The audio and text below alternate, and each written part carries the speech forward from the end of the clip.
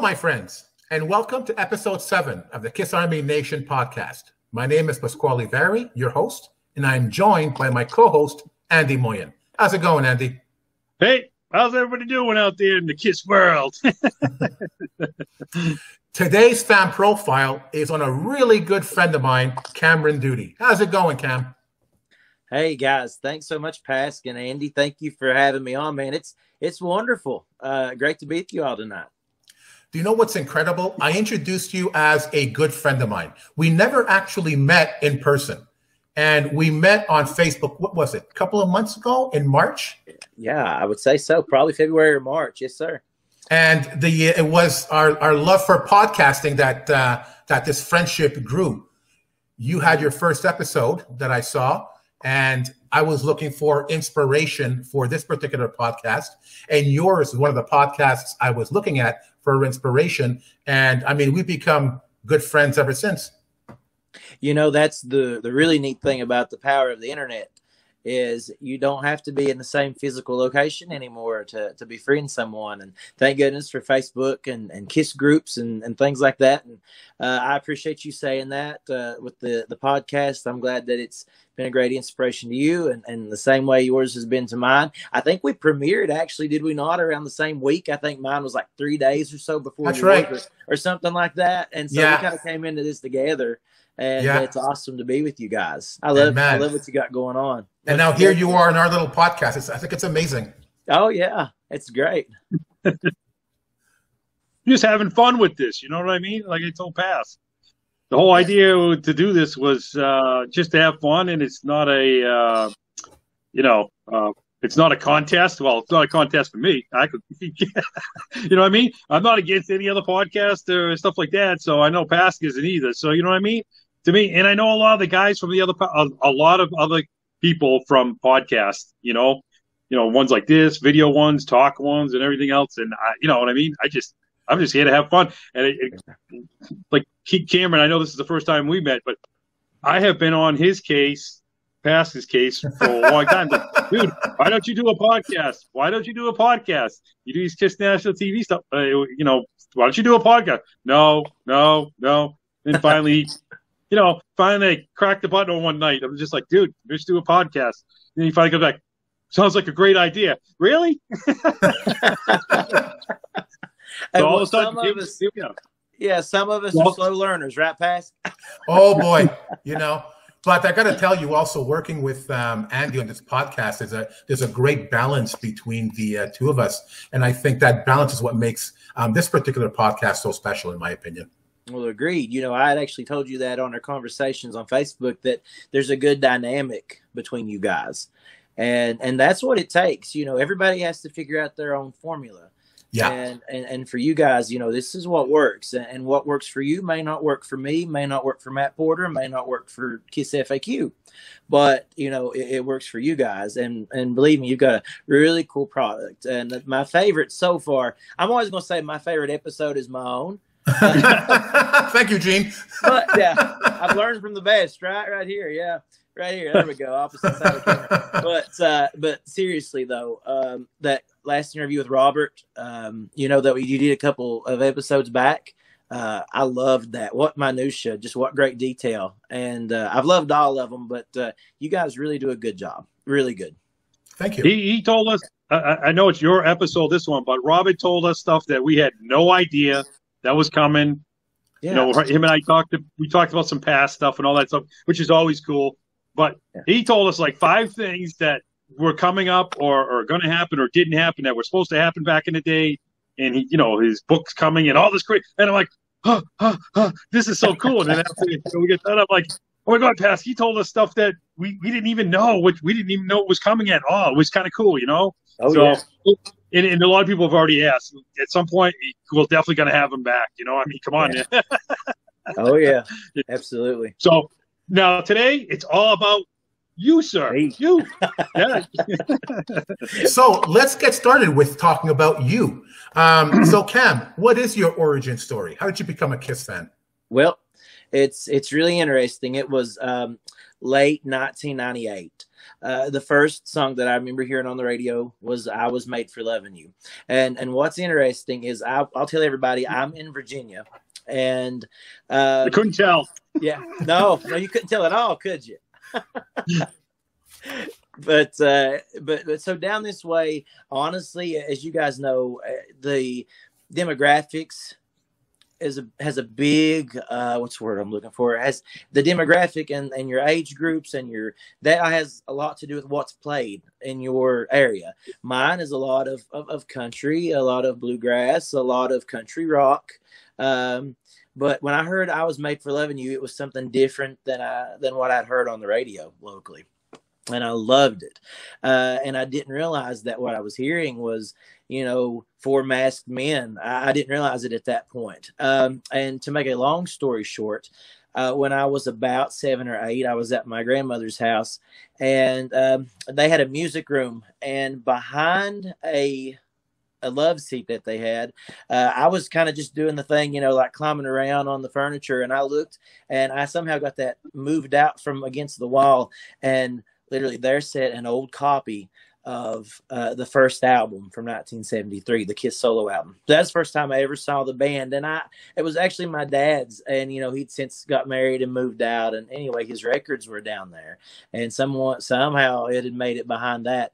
But it really shocked me, to be 100% honest. I didn't know what I was looking at, and it took a while before I put that sound with that band. And then the Psycho Circus special on Fox, that really did it too. Just seeing them, I was always enamored by them. And when I got old enough in my teenage years to start playing and buying CDs and albums, I was hooked. It was a Kiss all the way. And it's been a fun trip, and it's actually only getting more fun as time goes on, Yeah. So I got to ask, how old are you now, if you don't mind? 31. Oh, so it does help with the timelines of people who are, come on, man, Kiss over 40 years, 45 years, going to be, 50 years in a couple, whatever years. And then, it's interesting seeing how people's timelines line up, You're saying, hey, the first time I ever saw Kiss or whatever was like 98. Yeah. You know what I mean? Yes, sir. Yeah, and that's absolutely nuts to me. You know what I mean? I'm thinking to myself, man, 1998. Where the hell you been all your life? Well, in my defense, I'd only been around 8 years prior to, so that's what I mean. So. Yeah, him and I got 20 years on you. You know what I mean? Yeah, I tried to do a lot of catching up, man. We lived back in the 70s and saw Kiss back in the 70s. You're rediscovering Kiss in the 70s. It's almost just as exciting, isn't it? It really was. I'm really thankful at the point that I did come in.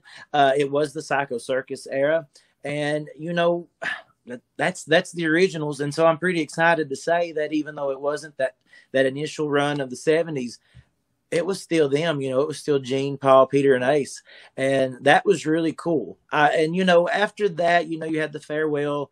And then I grew up. And I got in my teenage years, and then, they come back with Tommy and Eric or whatever lineup you want to say around that point. It was a revolving door, for a while. But then when I got to that point, it was kind of like, okay, Ace and Peter, they're not there anymore.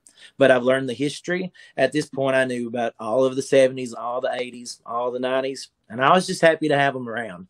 And so that new lineup really does have a special place to me. Rediscovering it and all this amazing music was fantastic. But at the same time, that's one thing I can say about this current lineup. To me, they mean a lot to me, like, the originals do to so many others, because that was such a timepiece in your life. And for me, going through my high school years, the early 2000s,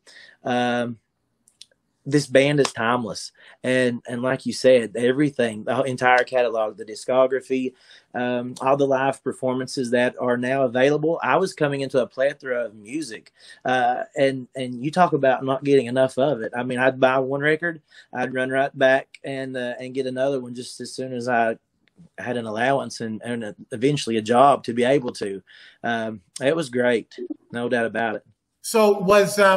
Was Kiss instrumental, excuse the pun, to your playing in your later years? Yeah, they really were in a very interesting sort of way. For a while, they seemed like the band that I really couldn't touch, if that makes sense, because what I did a lot in my younger days and even now of my music experiences, I did a lot of acoustic stuff. I did a lot of acoustic country. I did a lot of acoustic rock too, things like REO Speedwagons, Take It on the Run, things like that. I did a lot of that stuff. Acoustic just seemed to work well with all of the venues that we had available here. And, it was always interesting. They had such that big guitar sound, that big electric guitar plugged into a Les Paul plugged into a Marshall. You just got that vibe from them. And I almost thought, how could I ever translate those songs to fit me? And it took a while for me to figure it out. So they were very instrumental as I grew up, because they always seemed like something I wanted to strive to learn, that I wanted to strive to make my own and kind of meld and blend my own talents and my own style into something that, that hopefully somebody may enjoy one of these days. And here we are, It's good. And I think that's what's good about like Facebook and all this stuff. That's the good part of it, stuff that you can reach out to a lot of people and you can show what kind of talent you actually have. You know what I mean? Like that kind of stuff. That is one thing that's interesting, as Andy mentioned about Facebook. That technology has really allowed me to do a lot of things with my music. I've always done that as a hobby. And of course, I know we'll get more into my project as we go on in this episode. But that has been such a great outlet. I didn't have to do the whole roughing it. I could just sit at home, play my music, and find a way to interact with people, for better or for worse, but that really is amazing to think that we're in that time frame where we can do that. I know younger people coming up, this is what they're used to still. They grew up with YouTube. They grew up with Facebook. I'm the last generation, really, I feel like, that kind of had to rough it, because, we had dial-up internet. We still had to go to a music store. We burnt albums onto CDs, and things like that even seem historic to so many, but still fresh to me. So it's kind of funny. I'm seeing this transition, and now you see the Facebook Lives and the live streams. The technology is endless, and it's now allowed me to do something that I wanted to do for a lot of years, but truly never knew how I could get it out there. And, now we can. So you said that you grew up listening to bluegrass and country. Yeah. So I'm assuming you were also playing bluegrass and country? Oh, yes. Yes, sir. I was, as a matter of fact. The really neat thing that growing up where I was at, there's a lot of different music. And I can tell you that my mom, she grew up on a lot of 70s and 80s AM, FM radio, as well as country that was popular at the time. My dad also liked a lot of that stuff, but he also liked singer-songwriters. Jim Croce, for example. I know everybody knows Bad Leroy Brown.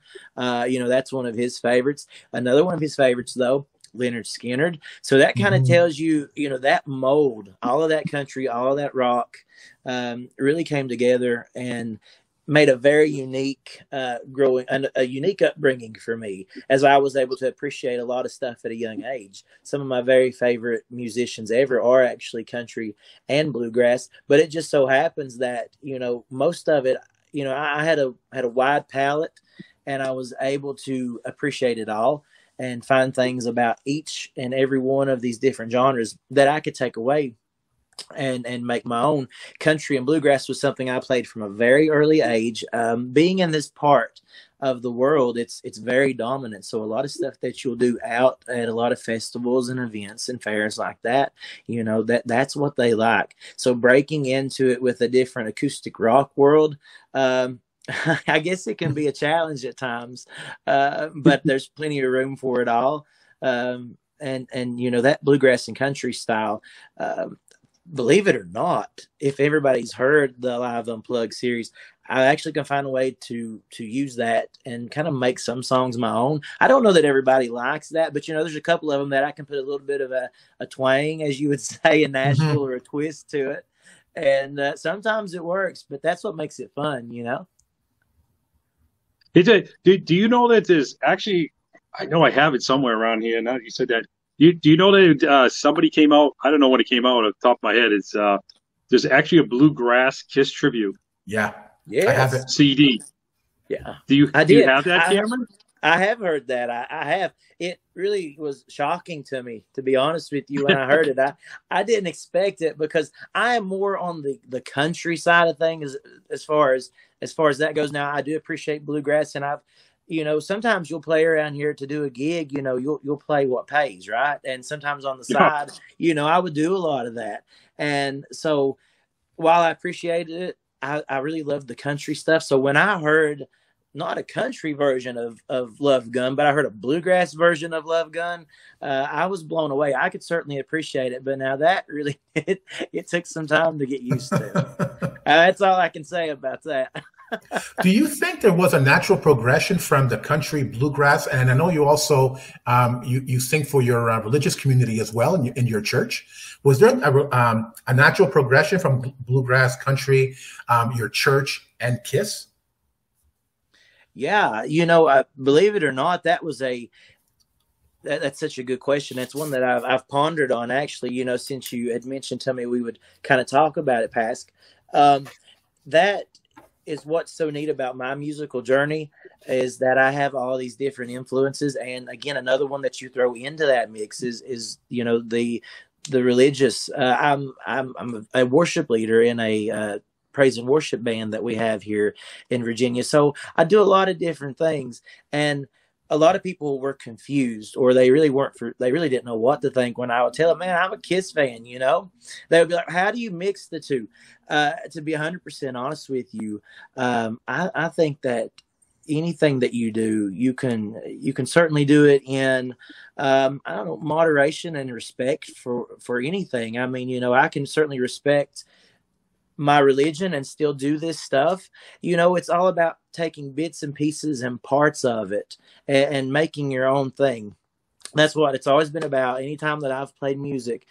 So I may have had some people who kind of scratched their head or raised eyebrows, but all of those elements, it was a bit of a change, but it's been very much accepted, I think, because they kind of have an idea of me, my integrity. I guess that's what you would say. That I want to put out a good product that still brings a lot of pride and honor to Kiss fans, but also to my personal beliefs as well. So it was a bit of a challenge to do that and learn how to do that. But I've adapted my entire life to different musical settings just because I like so much. And learning is such a big part of what I do. I will watch music biographies, documentaries, just because I love it in general. And there's so many different types of genres that I like, the country and the bluegrass and the rock. I think it's only natural that when you put all of that in, usually what comes out is going to be indicative of that. And so, no, it wasn't that much of a challenge. I think really getting people to understand where I was coming from was the biggest challenge. But musically, I've been able to incorporate it all. And that's been fun. That's been a lot of fun. Fantastic. You know what, man? I look at it this way. You can do whatever you like as long as you're not hurting anybody. I don't really, even if you don't like a certain genre of music or something or anything, it doesn't even have to be music. Yeah. Anything, any kind of things. There are things I don't like and I don't understand, but I'm just like, whatever. You're not hurting anybody. Go for it, right? If that's what you like, it doesn't hurt. Yeah, that's so.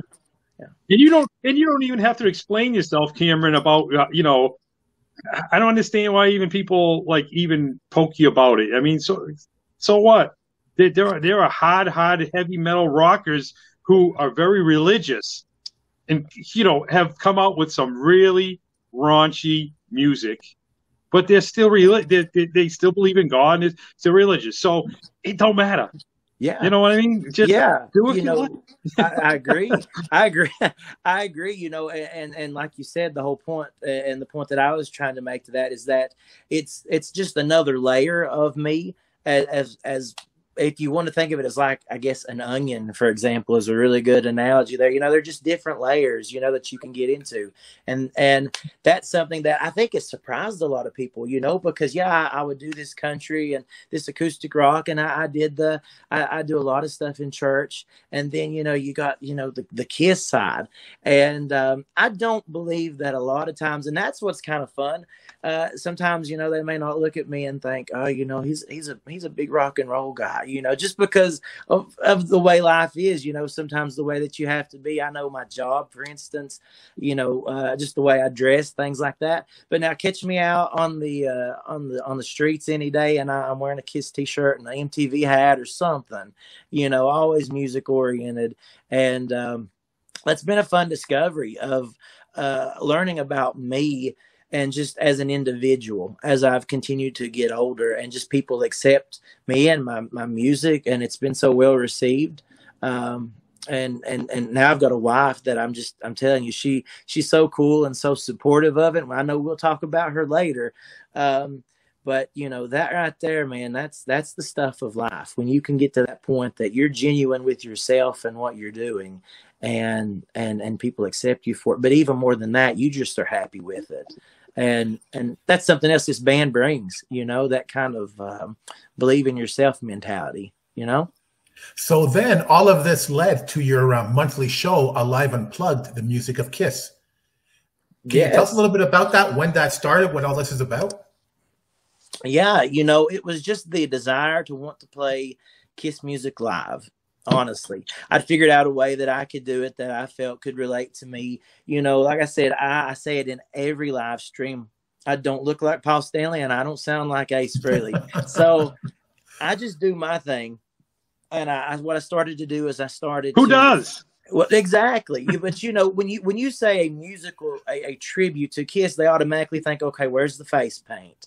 Where's the replica Les Paul? Where's the, and with me, that wasn't me. I could respect them for being that way. That's a lot of the reason why I love them.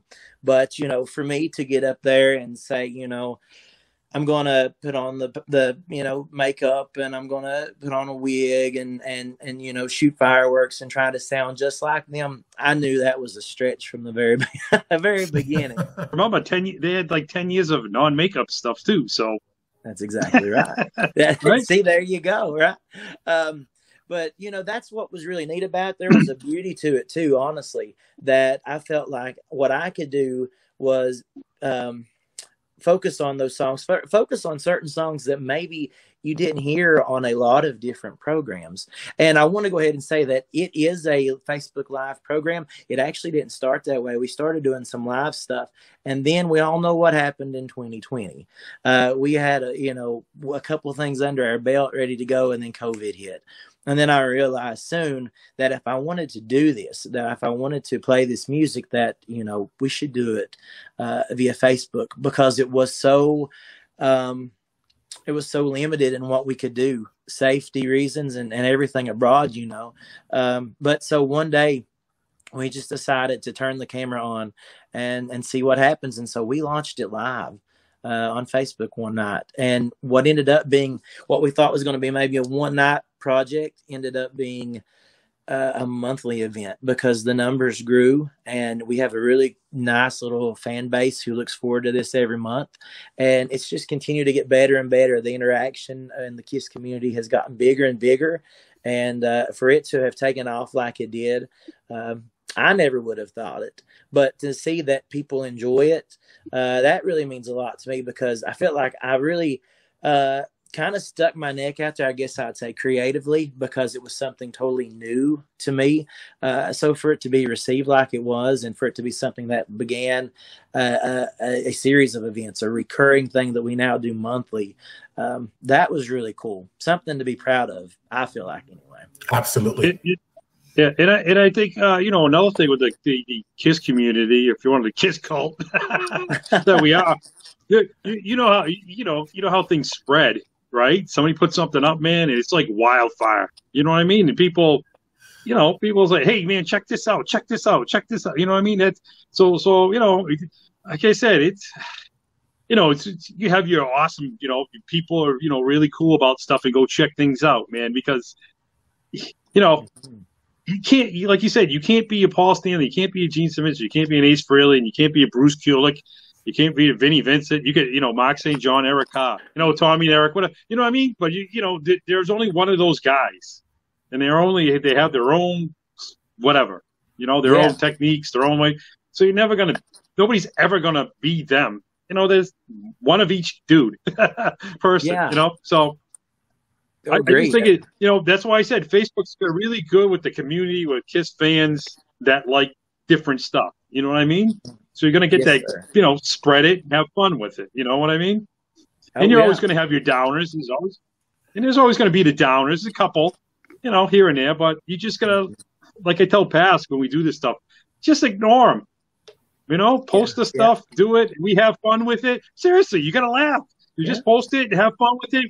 We make mistakes. We say sometimes the wrong thing. Sometimes, this cup came out in 1999. Well, no, it actually came out in 2001. Somebody will say something. But you just, you just got to let it roll off the shoulders till pass. Just let all the stuff, you know what I mean? Yeah. And that's the way. That's what I tell everybody. You got to look at it that way too, Karen. You guys do your thing, and let the punch, let it roll. You're exactly right. And that's one thing I've learned. This is a big world out here. And although it may seem that, it's smaller because we're all connected, plenty of room for everybody. You know what I mean? There is plenty of room. If you like the acoustic Kiss tribute, then great. If you don't, there's something else just another page down, that you can check out and you can enjoy. And that's the fun part.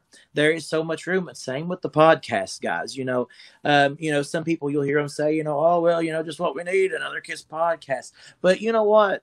My thing is this. You can choose anything you want to enjoy in this world, anything recreationally. When it comes to music and podcasts, you have the power to click play. You have the power to click pause and move on. We all have something we like. We all have different things we enjoy. And I think you can only benefit by having more out there. And, most importantly, your podcast brings you joy. My acoustic project and my podcast brings me joy, puts a smile on my face, even if it doesn't anybody else's.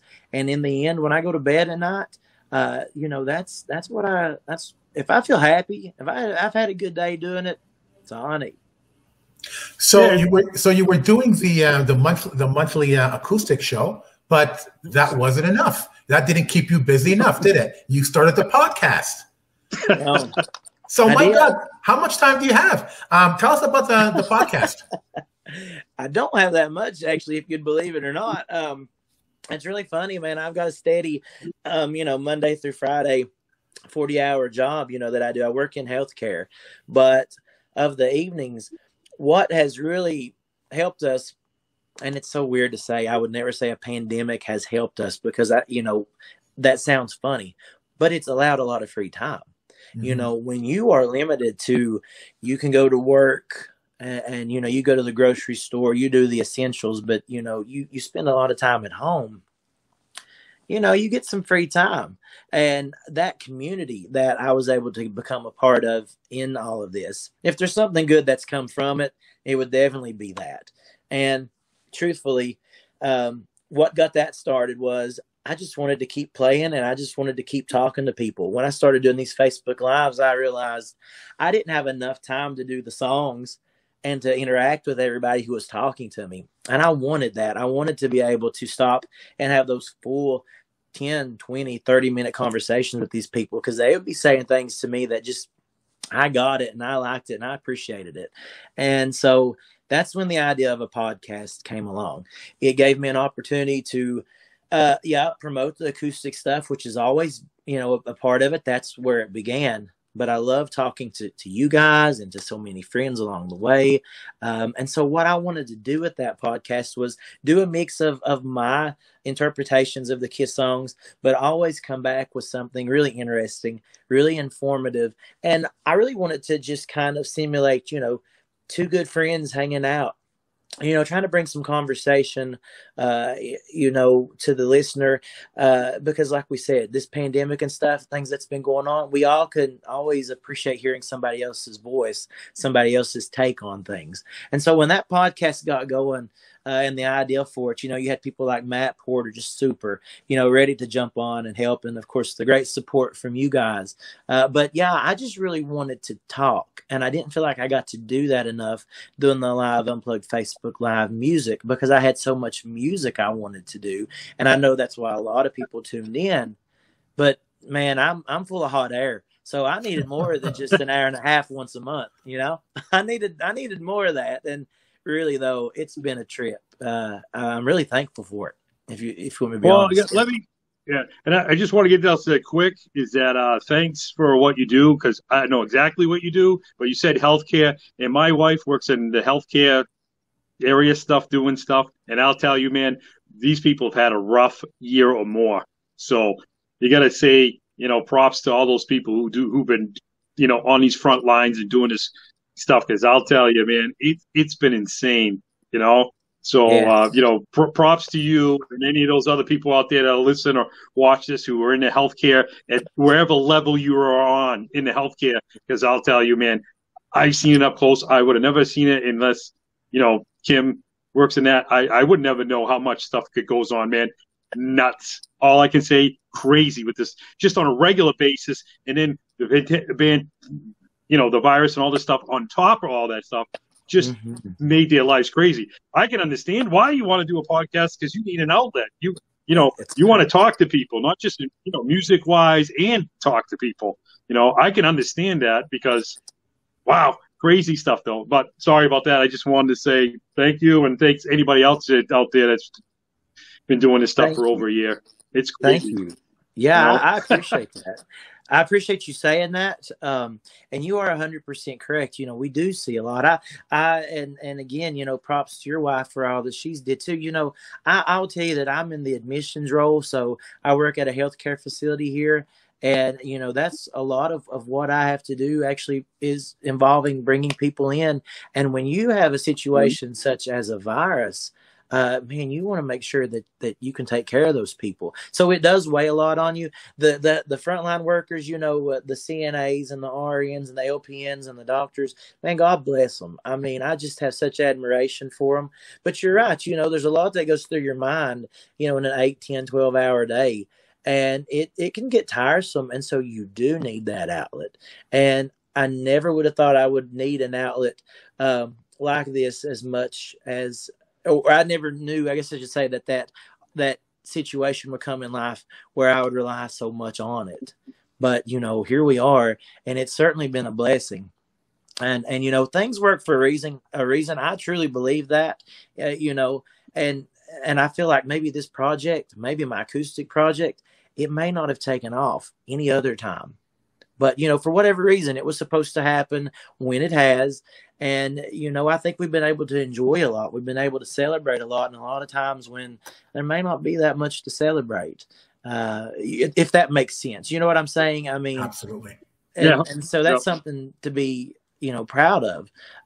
I've loved it, and I can't wait to see where it goes from here. Well, what's amazing is that your outlets are also our outlets. Listening to you play is an outlet for us as well. So on that, let's listen to a couple of acoustic kisses from Kameron Duty. 3, 4.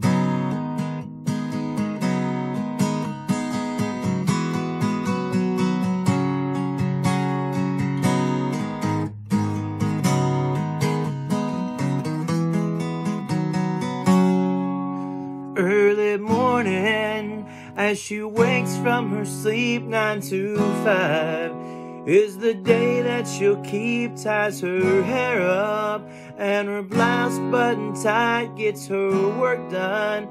As she waits for the night, all the people tell me, what would they say if they knew her? How she hides it away, locked inside.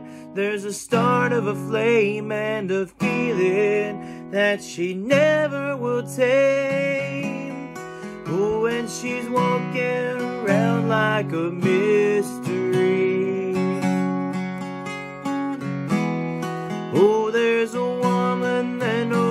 nobody sees. Living inside, thrills in the night, far from the light, passion taking over. Prices she pays all through the days, no one really knows her. In the evening, yeah, she takes to the streets, she goes hunting with her body and heat and desire. She's kept hidden inside, makes her tingle, and she knows why she lies. Oh, and she's walking around like a mystery. Oh, there's a woman that nobody sees, living inside, thrills in the night, far from the light, passion taking over. Prices she pays all through the days, no one really knows her. Thrills in the night, far from the light, passion taking over. Prices she pays all through the days, no one really knows her.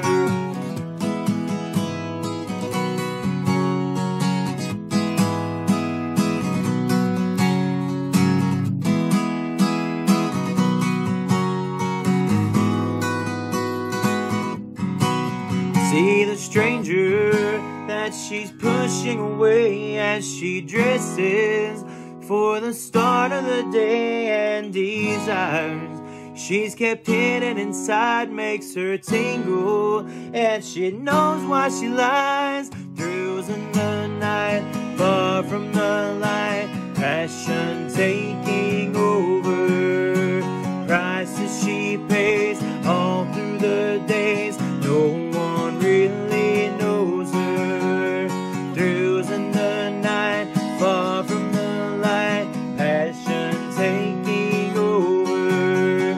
Prices she pays all through the days, no one really knows her.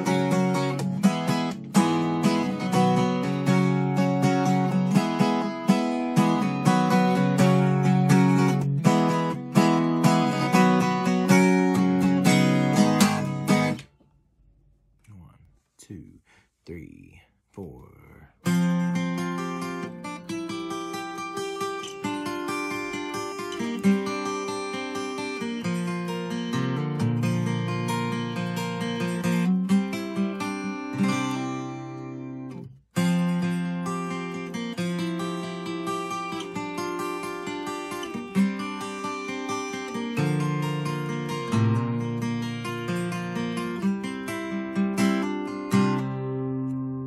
Night falls on the city, finds me all alone, makes me wonder, should I just go on home? Then I walk up the stairs to see if you're still there. Would you mind if I found you alone? Then a cold wind came calling, strange how it knew me by my name. See, the night would fade, but the pain is gonna stay. Makes me wonder, have you ever made love to me? I can't stop the rain, here it comes again. Lightning strikes across the sky.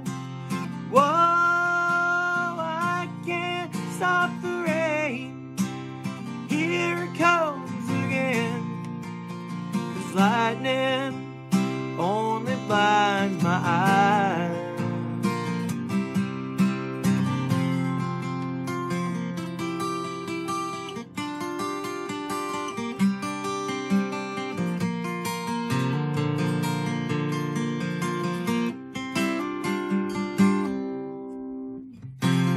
Ain't it sad when the only love you ever had just slips away right through my fingers? Ain't it a shame when I think of your name and the only memory I have is pain? I can't stop the rain, here it comes again. Lightning strikes across the sky. Whoa, I can't stop the rain, here it comes again. 'Cause lightning only blinds my eyes. I can't stop the rain, here it comes again. Lightning strikes across the sky. Whoa, I can't stop the rain, here it comes again. 'Cause lightning only blinds my eyes.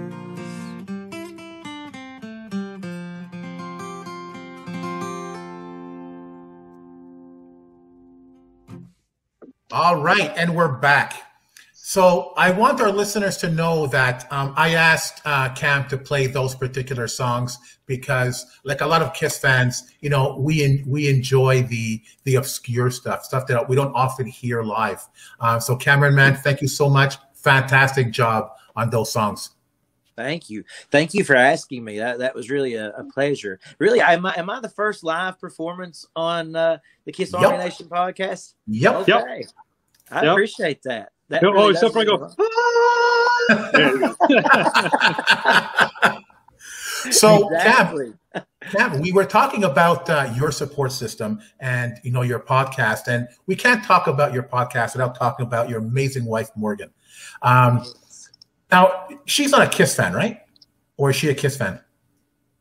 She is now. Oh, she wasn't a Kiss fan, and despite not being a Kiss fan, she supported you 150%. So, can you tell us more about your amazing wife?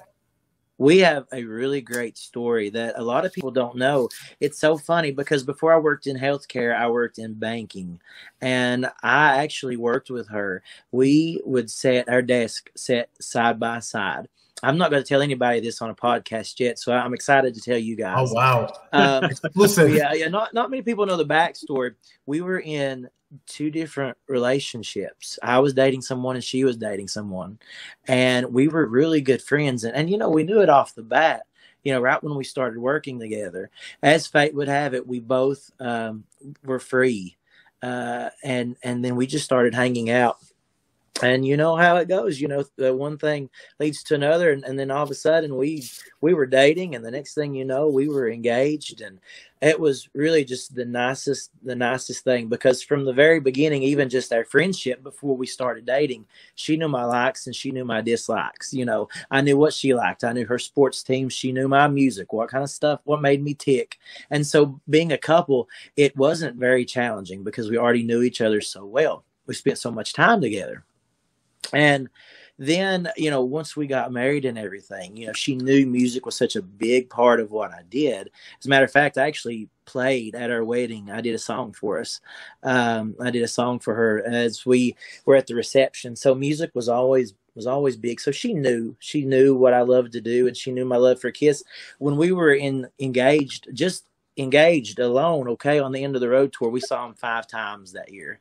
And so at first she was like, I don't really even know them. I mean, I know the songs. I know Rock and Roll All Night. I know they wear makeup. I know there's loud explosions. But, you know, I'll go with you because it's something to do with you and hang out. And that's how it started. And then after the first show, which was actually Louisville, Kentucky, she looked at me and she said, when's the next one? Wow. And, you know, that was awesome. And even though they may not be 100% high on her level, you know, I mean, she's got a lot of her favorites. They may not be at the main tip top. That's okay, because she likes it and she appreciates what I do. She appreciates them. Her name is Morgan, and she's just wonderful because now she's also part of the Alive Unplugged, series of events that I have going on. The live streams, if you've ever watched one, we have a really good size flat screen TV that we will put a lot of different graphics, a lot of different video slideshows of, to kind of just go along with the song and the performance, because we want that visual aspect too. You know what I'm saying? I mean, as I mentioned before, I certainly don't do the makeup and the get up, and I don't have to, but it's a Kiss party and it's a lot of fun. And so she got that idea too. Why don't we put pictures of the band, video clips of the band, slideshows and footage that you like, put it up on TV and just kind of let it go along with the music, and that music can be a soundtrack to what's happening behind you. She's super creative. She comes up with 90% of that, all the fonts and the graphics. We have a countdown clock that she does. She come up with that, the lighting, the backdrop. When we started this last year in February of 2020, it was me, and I was just up against the wall, kind of like this, okay, just me strumming and singing. But now, as you know, Pask, and Amy, you may. What we do is we've got a TV over in the corner playing. It's like just the best Kiss jukebox ever. I mean, different kind of pictures, and it's such a visual thing that goes with it. We've got a big black backdrop. We've got banners that come up. I mean, we have a confetti storm at the end of Rock and Roll All Night. We drop balloons. That's all her. And it could not be. It couldn't be as fun. It wouldn't be as fun if I didn't have her. And she's such a good teammate in all of this, and she's been so supportive. I mean, the minutia. I mean, how we get as Kiss fans, right? I mean, okay, no, no, not at all, right? We'll be like, listen, there's 72 studs on that Gene Simmons codpiece or whatever, right? No. Yeah. So you know how it goes, and she'll hear me do these little things. I'm like, okay, we're looking at footage, and I'm like, that's Houston, 1977, night 1, and she's like, well, what about it? I'm like, well, it's a little grainy. Try to find night 2. There's a remastered copy out there, and she's fine with that. And she appreciates me and really does love me for all the stuff that I love. Man, I'm a blessed guy, and she does. So what everybody sees, a lot of that is her. And she does. Thank you, Morgan. Yeah.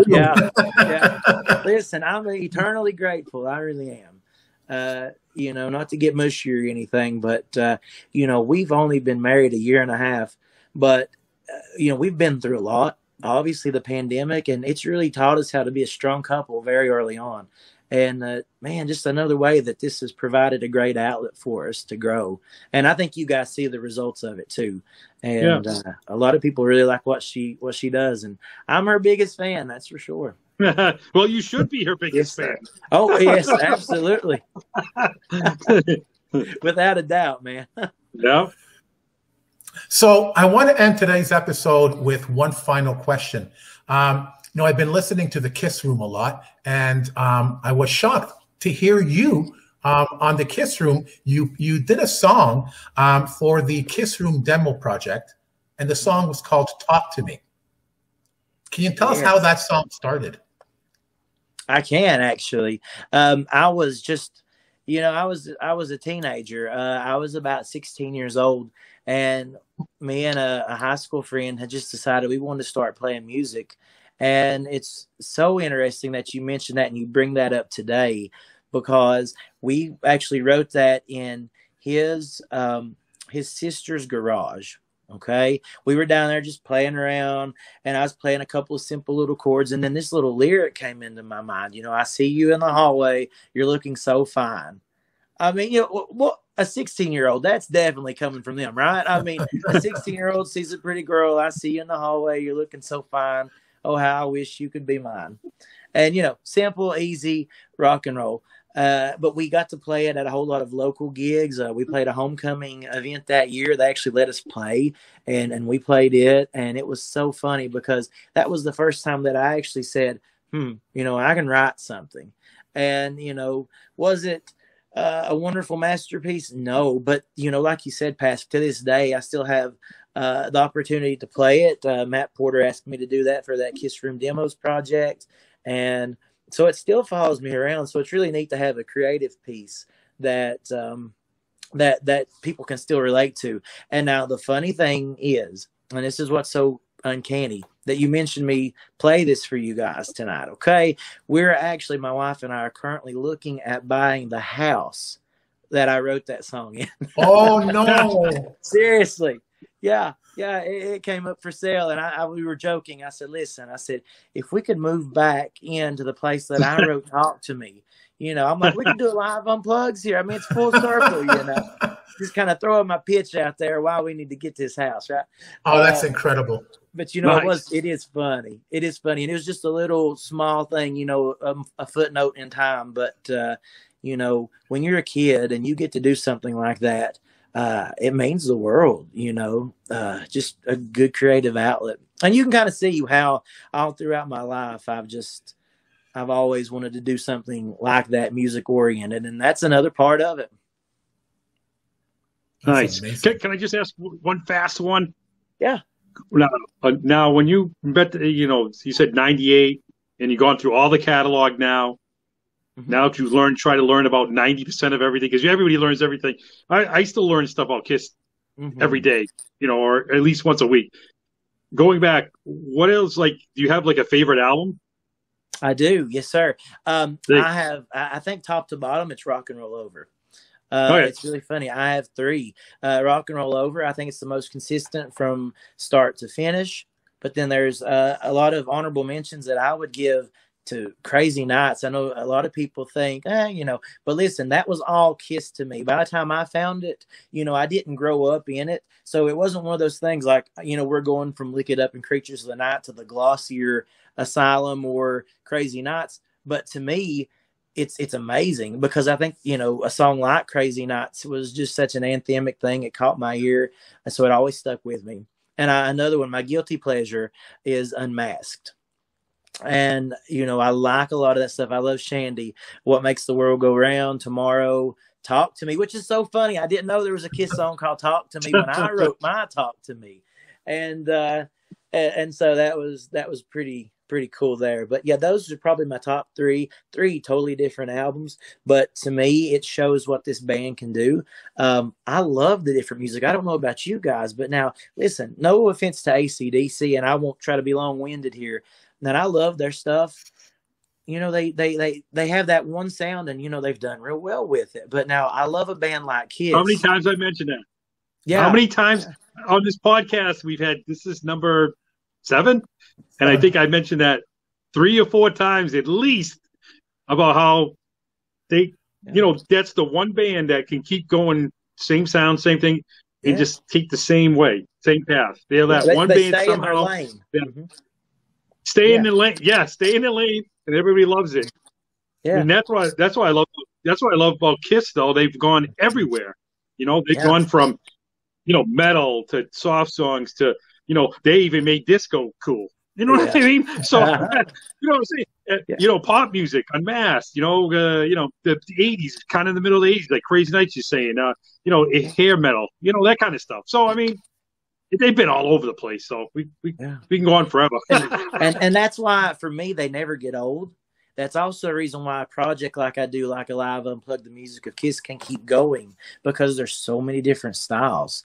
I don't have to be just one straight ahead. You know, not every song is, you know, Mr. Speed. Not every song is Kissin' Time. Not every song is, you know, I Stole Your Love. Not every song is Forever. You know, there's so much to learn. And that's why a band like that never gets old. It's hard for a band like that to get old to a public, and especially to diehard fans, because, okay, I'm not feeling, you know, Lick It Up right now. I'm feeling a little bit mellow today. I'm going to listen to Peter Criss' solo album. And then you turn right around and then listen to Dress to Kill or Carnival of Souls, and you get something totally different. It's great. Yep. Amazing. So, Kameron, it was an absolute pleasure to have you on the show today. Thank you so much for being here. The pleasure is mine. Thank you guys so much. It's been great to talk to you. I'm so glad we got to do this. I've looked forward to it. And anytime, you guys are more than welcome on my podcast. Let's get together and do some crossover stuff. I think we can come up with some good ideas. Oh, yeah. Yeah. Oh, yeah. And And Cameron and your lovely wife, you guys just keep doing what you're doing and have fun with it. And don't worry about what anybody else says. If it makes you happy, you just keep doing it. That's the way. Just keep doing it, man. Don't worry about what anybody thinks or says, because you know what? On them. They can just move on. And these words of wisdom. So to the KISS Army, thank you so much for your support, and we hope to see you here again next time. So let's end the show with Kameron Duty's original piece, Talk to Me. Nice. Thank you, everybody. Nice. Goodbye.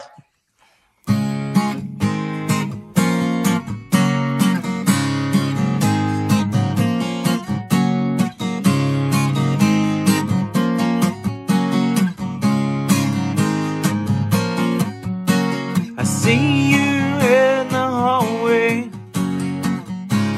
You're looking so fine. Oh, how I wish that you could be mine. I work so hard just to catch your eye. It doesn't matter how hard I try, you just walk on by. You won't talk to me, talk to me.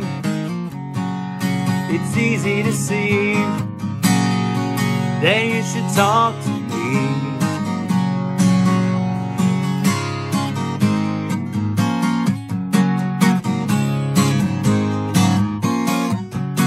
What more can I do?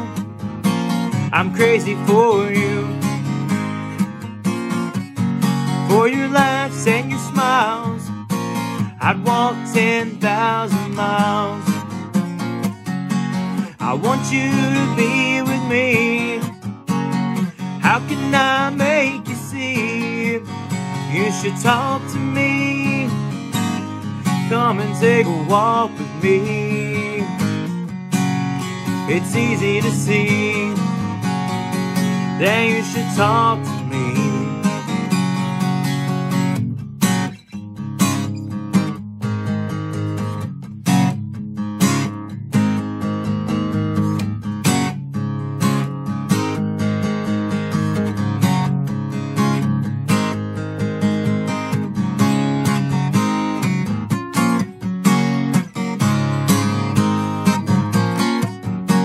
I see you in the hallway.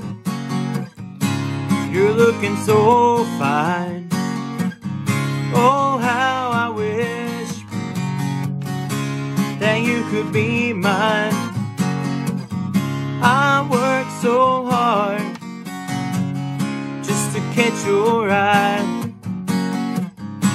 It doesn't matter how hard I try, you just walk on by. You won't talk to me, talk to me. It's easy to see that you should talk to me. Come on and talk with me. Come and take a walk with me. It's easy to see that you should talk to me.